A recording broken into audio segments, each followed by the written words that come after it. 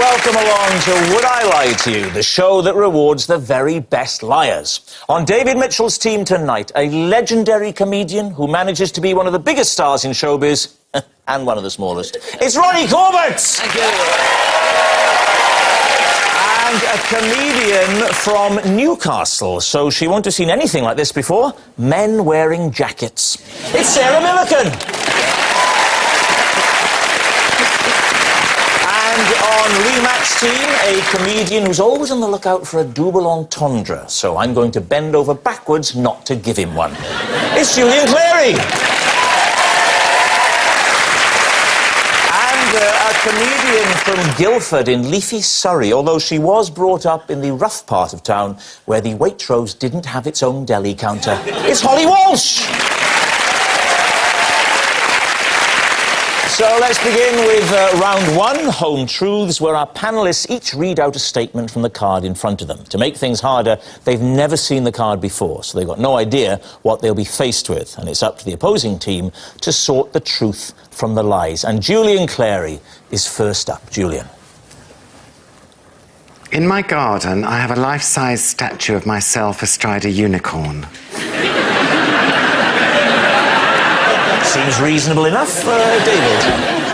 Where do you get one? I mean, it was a prop from a show. A prop from a show I did. It's not made of stone, it's made from polystyrene or something, but it's been painted. It's a bit weather-worn now. And what was the show?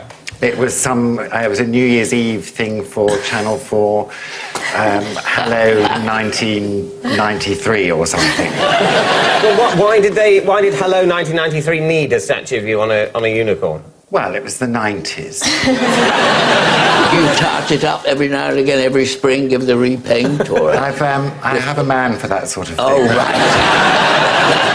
You don't have to touch up its horn yourself? No.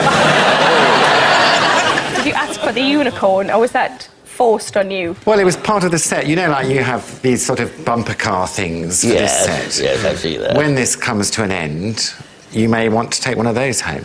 Same. I'd like to have this in my house, and I'd like to address my wife from it every night.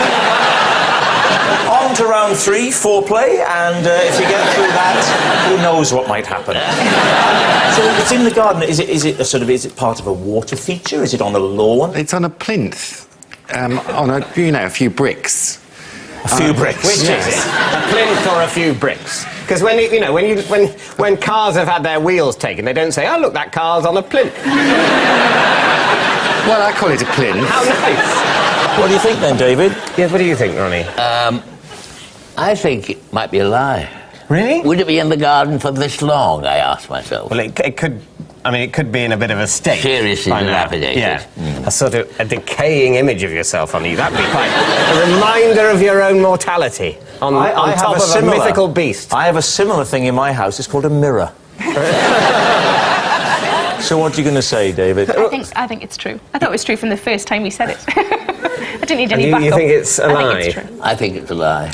Well, I think on balance, I think it's true. OK, David's saying it's true. Julian, were you telling the truth or were you telling a lie? It was a lie. Oh!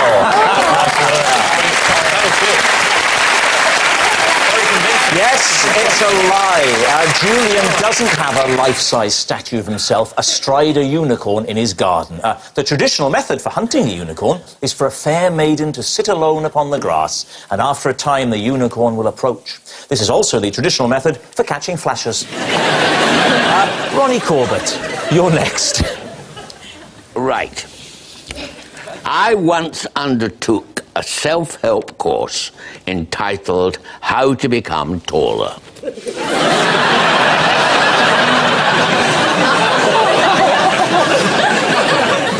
Very hurtful, that laughter, I thought, Ronnie. Very hurtful. Was it a step-by-step guide? It was.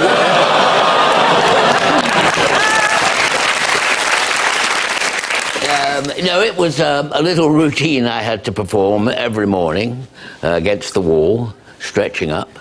and with a pin in the wall. Oh, it was literally taller, not just to make you feel. Oh no, to confident. really make me. This is going to make you taller. I'm talking about the real business, making me taller, and saying every day, and in every way, I'm getting taller and taller. Can I ask you a question? Did you keep the receipt? Was this done once you were of maturity, or was it when you were an adolescent and still possibly might grow? I was about sort of 14 or 15. Oh, yes, right. and it was bought by my aunt, Right. who was perhaps more worried about my size than I was, Yeah. and so she subscribed to it. How tall were you at 14? A little bit taller than I am now. This is a great book you bought.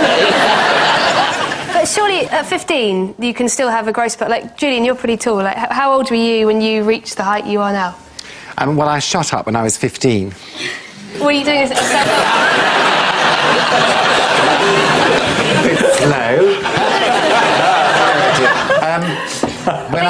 Were you older than 15 when you were... I was about 18, I suppose. So to worry about your nephew not being tall at 14 or 15, that's quite premature to get concerned about someone's height. But boys do, usually shoot up at about 14 or 15, don't they? No, I never shot up. My parents kept telling me about my cousin Gethin, who he shot up when he was 22, he got ages yet.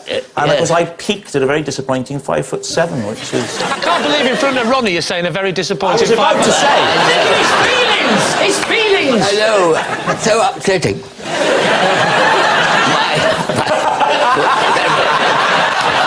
That's even more upsetting. When did you get out of short trousers into long trousers? Oh, what time is it now? So what do you think? Is Ronnie telling the truth? In the context of, what was that, the 40s when you were a teenager? The 1944, 42, Yeah. Right. 41, 42. Sort of thing I don't think might people have have money believed. to spend on self-help books. During the war, they're not going to spend time worrying about how tall people are. Well, you'd think that'd be the time exactly when you worry about. We need to be taller than the enemy. Having said that, it would have been annoying if they'd have made you grow an extra 6 inches, sent you in the war, got in the trench, and your head was sticking out. That would have been very annoying, wouldn't it? Now, you've got to get a grip here, Lee, and make a decision. I think we should go for... You're saying truth. Holly, how sure are you? I'm definitely sure you're not... That's not true. I'm sure. I don't know. You've answered the question, sweetheart. I'll go with Julian. OK, you're saying it's true. So, Ronnie Corbett, is it the truth, or were you telling a lie? It is the truth. It's true. Ronnie did once undertake a self-help course entitled How to Become Taller. Of course, lacking height is no obstacle to success. I can think of loads of short people who've become household names. There's Ronnie, of course, and then there's Sleepy, Grumpy, Happy, Dozy, Sneezy, Ant and Deck. Sarah, you're next. I once spent an entire day on the Asda shuttle bus just to have a day out.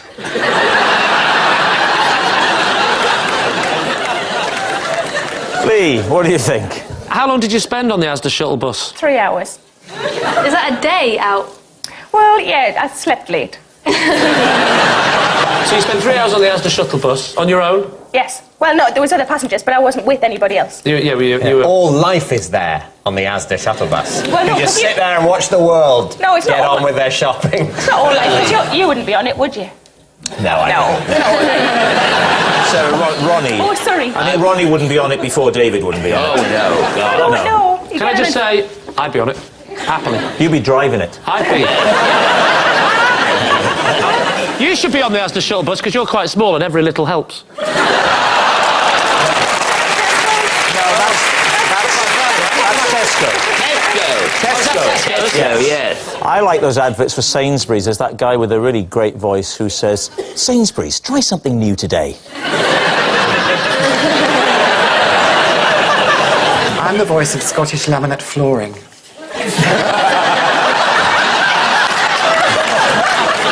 Does all your flooring have to be laminated? Oh, no, I don't approve of it myself. Which branch were you going to? It was the Bolden Asda. The what? Bolden. We went from Asda all around all the estates locally. In Bolden? Yes. Is that in Newcastle? No, it's in South Tyneside. That sounded like Newcastle to me. Because you're racist.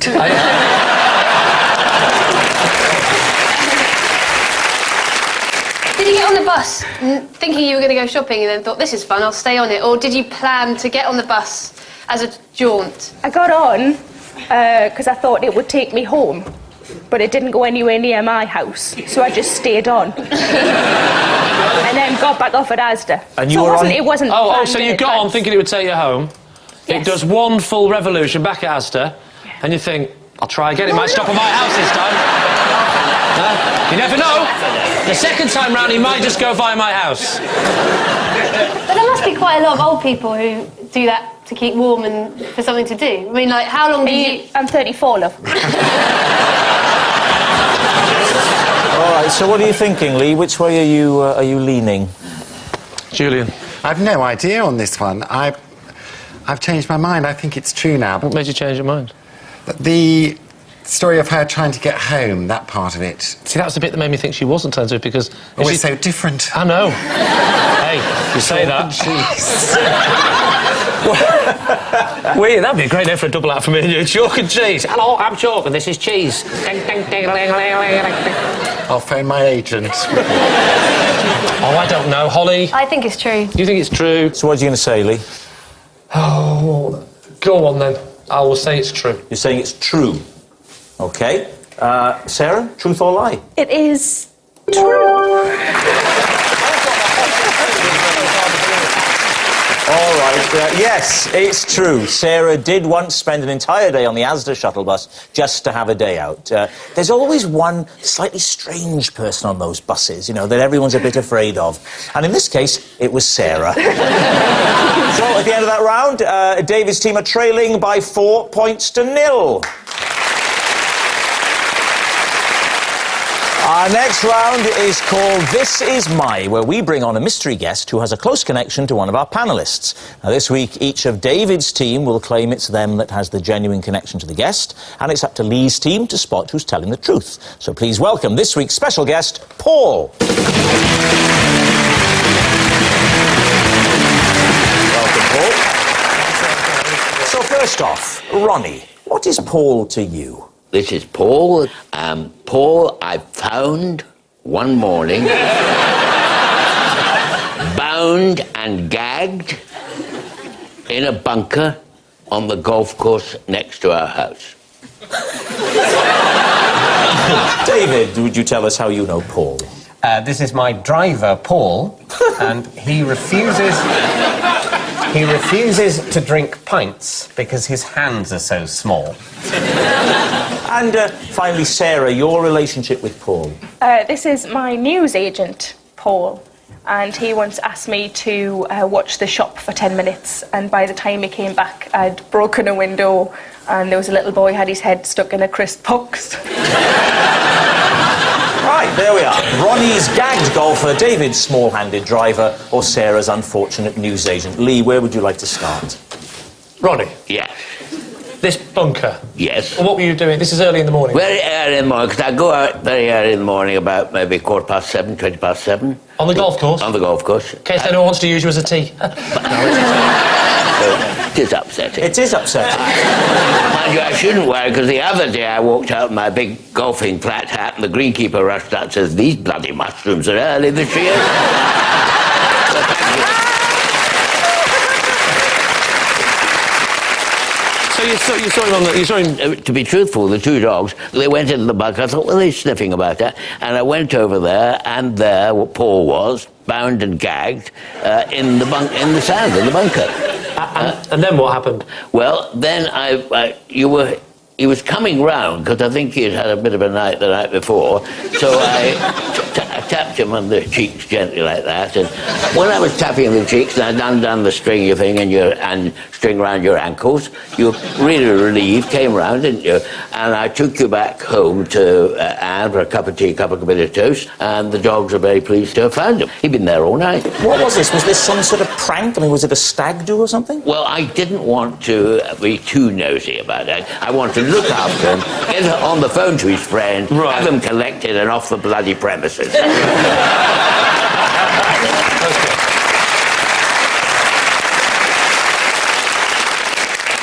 Has he kept in touch?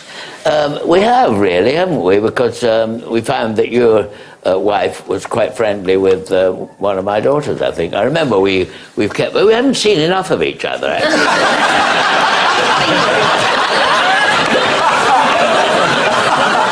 Right, Lee, who else would you like to question? OK, David.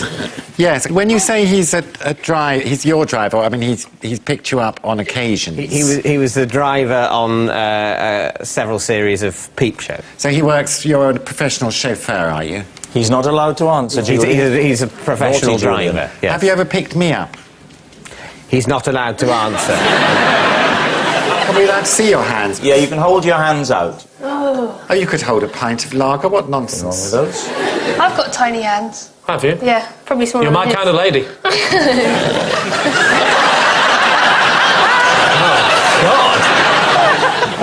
David, tell us about the whole business with the pints, then.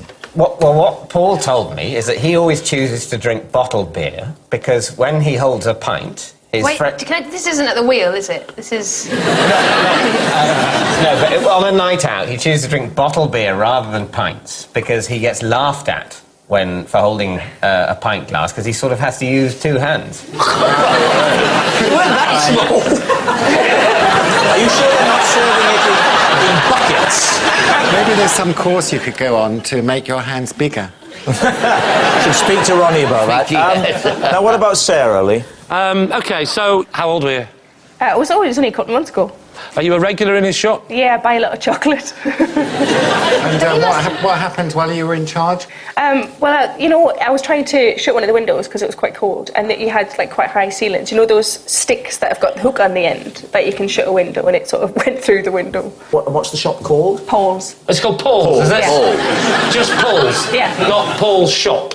No. Well, it's Paul's. obviously a shop. To be fair, Marks and Spencer's... What about this boy who got his head stuck I forgot about in him. a box of crisps? Well, How did that come about? It was at the end of the school time, sort of 4 o'clock, and there was a rush of little kids, and one of them just wanted to get himself some crisps out the box, and it was the last one, and he got his head stuck in because he sort of went in. The cardboard boxes with all the crisps in with the the hole? hole. Yeah. He couldn't quite reach, so he went put in his head in first. and it was stuck? Yeah. And you couldn't think of any way to unstick him? Well, I don't really do kids. The crisp box thing doesn't ring true. Are not that big, are they? You have to put your head in. If it was a little boy, he hasn't got a head, no offence, the size of yours. His arms are of reasonable length. Yeah, that's a good point. We need a guess from you, Lee. Is Paul Ronnie's bunker buddy, David's tiny-handed driver, or Sarah's unfortunate newsagent? He does look like a driver. Can I have a look at the back of your head? Back of his head? Yeah. Do you recognise the back of his head, Julian? He's a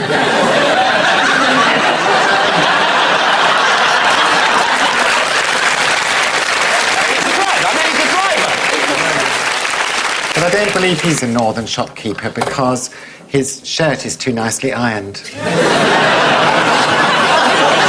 See, this is the dilemma now. The dilemma is... You're saying there's no chance of it being It's Ronnie's. unlikely, but I'm not saying it's definite, right? I want that to be true more than any other story I've ever heard in my life. Because that's what I want to see Ronnie doing in the big chair next time. You're not going to believe it. I can't do the voice. All right, I can't do the voice. And if I could, I wouldn't keep doing it.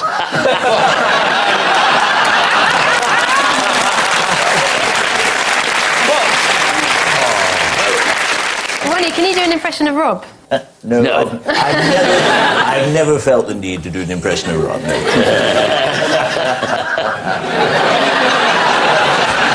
Do you want the glasses? I love the glasses, yes. There we are. How about it? There we are. Oh, my word. Goodness me.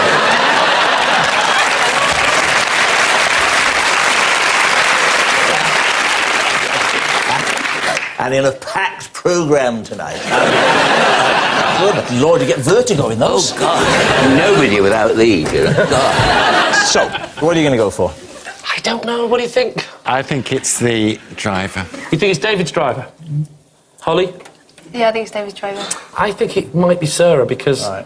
she looks like the kind of person that could break a window and almost kill a small boy in 10 minutes. I'm going to overrule my team and say it's Sarah. Oh, bold.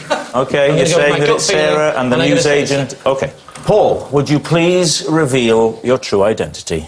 I'm Paul. I'm David's driver. And I don't think time's cut my hands are small.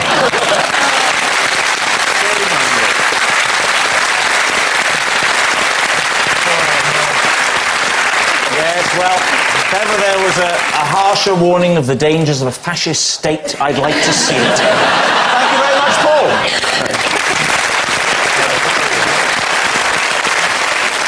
So, at the end of that round, David's team have 2 points, and Lee's team have 4. Which brings us to our final round, Quickfire Lies, in which our panellists lie not only through their teeth, but also against the clock. Again, they don't know whether they're about to read out a true fact about themselves or a made-up lie that they've never seen before. David's team are currently behind, so they need to catch up. And we will start with... it's David. As a child, I used to play board games against a bucket with a face painted on it.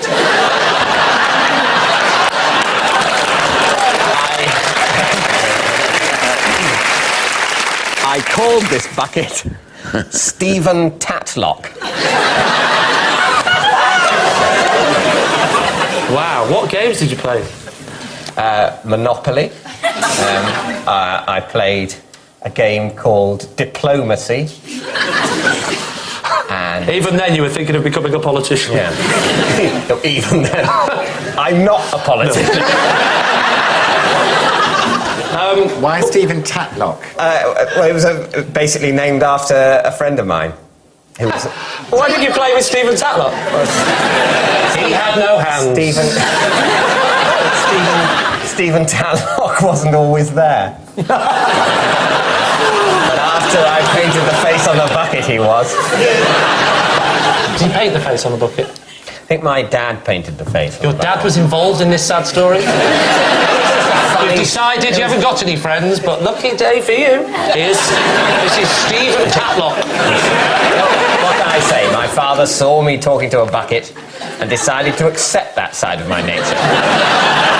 Did your father invent Henry Hoovers afterwards? And this is your girlfriend.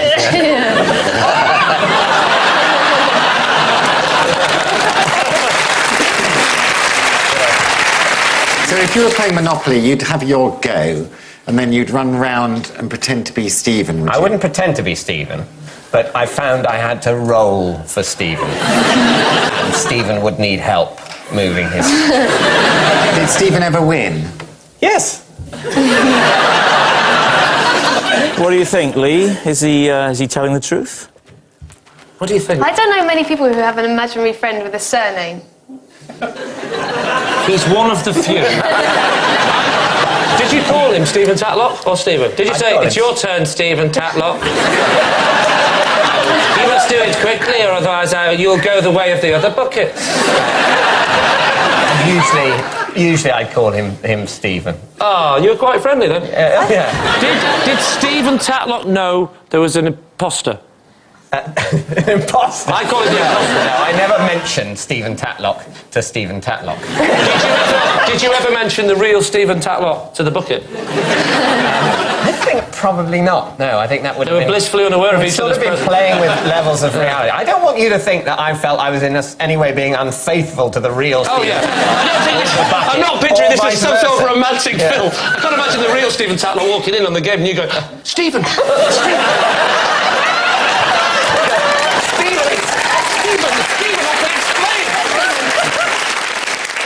So what do you think then, Lee? Time for a guess. Truth or lie? I think it's true. You think it's true? don't know why. Well, look at David. We know why. What do you think, Holly? I think, I don't think it's true. I might ask my friend, Boris Dickey. Boris Dickey says no. It's a lie. So you're saying it's a lie? Yes. You and Boris say it's a lie. OK, Boris David. Dickey! Boris Dickey. David, truth or lie? It is, in fact, a lie.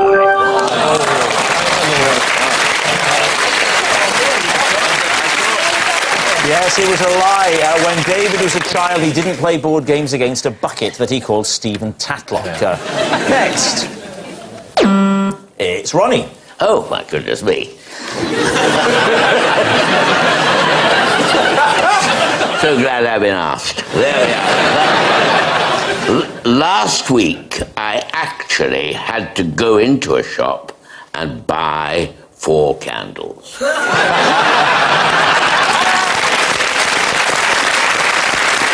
Right.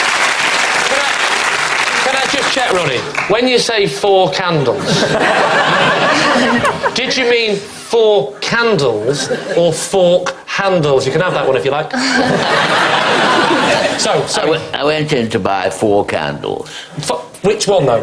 What, 4 candles or fork handles? 4 candles. Not 4 candles. No, 4 candles. Do you mean handles? Do you mean... So that would be confusing, wouldn't it? Can I just say, can you please let me have my childhood dream? Can I please say to Ronnie Corbett, do you mean handles for forks? No, 4 candles.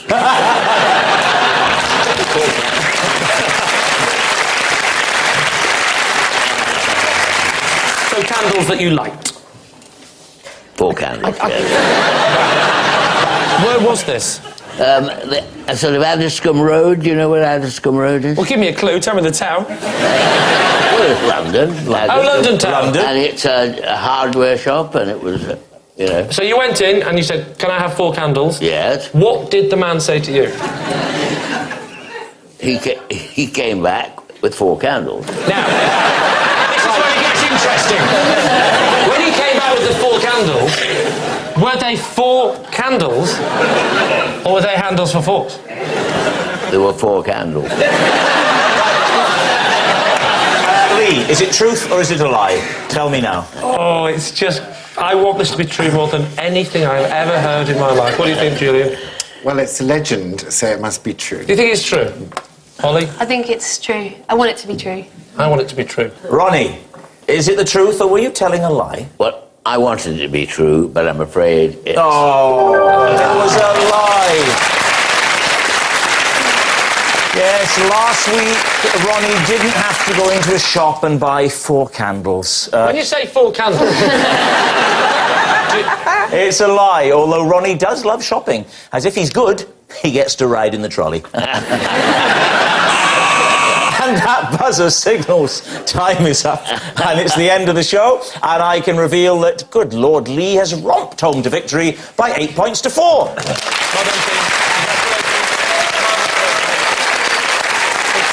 But it's not just a team game. And my individual liar of the week this week is Ronnie Corbett. Thank you very much. Yes, he's won BAFTAs and Royal Television Society Awards, but I think being named Liar of the Week by me, Rob Brydon, will surely be regarded as the pinnacle of his success. Good night!